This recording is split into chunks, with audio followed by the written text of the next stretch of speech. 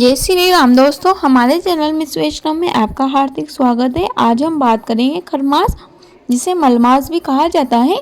देवउठनी एकादशी के बाद मांगलिक कार्य शुरू हो गए हैं, लेकिन कुछ दिन बाद में ही खरमास लग रहा है, जिसमें शुभ कार्य पर पाबंदी लग जाती है। हिंदू धर्म में खरमास को अशुभ समय माना जाता है।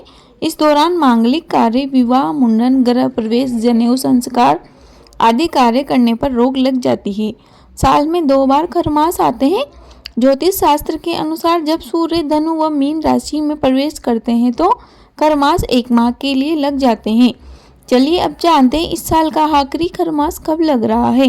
लेकिन उससे पहले आपसे एक अनुरोध है, यदि आप हमारे चैनल पर नए हो तो प्लीज़ हमारे चैनल को सब्सक्राइब कर दीजिए।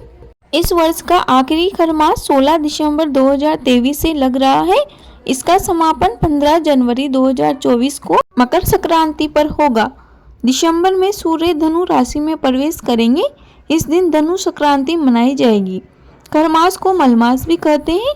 सूर्य 1 महीने के लिए धनु राशि में रहेंगे। धनु बृहस्पति की राशि है। धार्मिक ग्रंथों की मान्यता है कि सूर्य देव जब भी बृहस्पति की राशि पर भ्रमण करते हैं तो मनुष्यों के लिए अच्छा नहीं होता।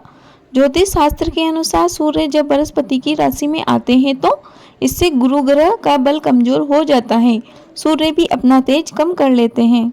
इस कारण सूर्य की चाल बहुत धीमी हो जाती है। मांगलिक कार्यों के लिए इन दिनों ग्रहों का मजबूत होना आवश्यक है। यही वजह है कि खरमास के दौरान शादी, विवाह, मुंडन, गृह प्रवेश, जनेऊ संस्कार आदि शुभ व मांगलिक कार्य नहीं किए जाते। खरमास की कथा। खर एक संस्कृत भाषा का शब्द है जिसका अर्थ होता है गधा और मास का मतलब होता है महीना। पौराणिक कथाओं के अनुसार सूर्य देवता अपने 7 घोड़ों के रथ पर सवार होकर लगातार पूरे ब्रह्मांड की परिक्रमा करते हैं। एक बार की बात है, लगातार चलने की वजह से उनके घोड़े बहुत अधिक थक गए और उन्हें प्यास भी लगने लगी।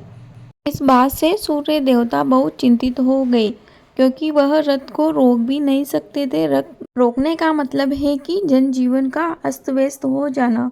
इसी चिंता में सूर्य देवता डूबे हुए थे कि अचानक उन्हें एक तालाब दिखा जिसके किनारे 2 गधे घास चर रहे थे।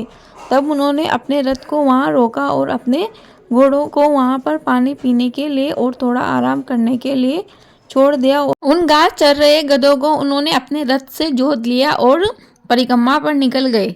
अब गधे तो गधे होते हैं, कहाँ घोड़ों की गति और कहाँ गधों की गति। उनकी रफ्तार घोड़ों के मुकाबले कम हो गई।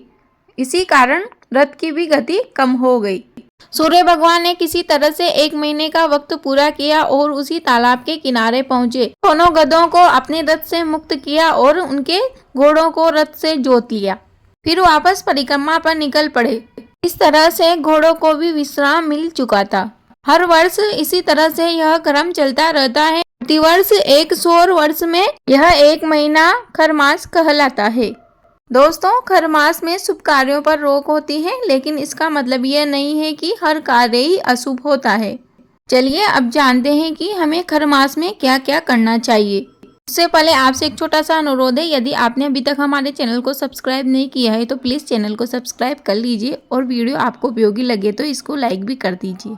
इस महीने में भगवान सूर्य की प्रतिदिन पूजा करना चाहिए। इससे हमें भगवान सूर्य का आशीर्वाद प्राप्त होता है। साथ ही इस महीने में दान पुण्य करना अत्यंत फलदायी होता है। खरमास में अपने इष्ट देवों की पूजा पाठ करने से जीवन की सभी बाधाएं दूर होती है। खरमास में गरीबों की मदद करने से माता लक्ष्मी का आशीर्वाद हमें प्राप्त होता है। मुझे उम्मीद है आपको वीडियो से उपयोगी लगी होगी। प्लीज़ वीडियो को लाइक करें, कमेंट बॉक्स में जय श्री राम अवश्य लिखें। आपका दिन शुभ हो। धन्यवाद।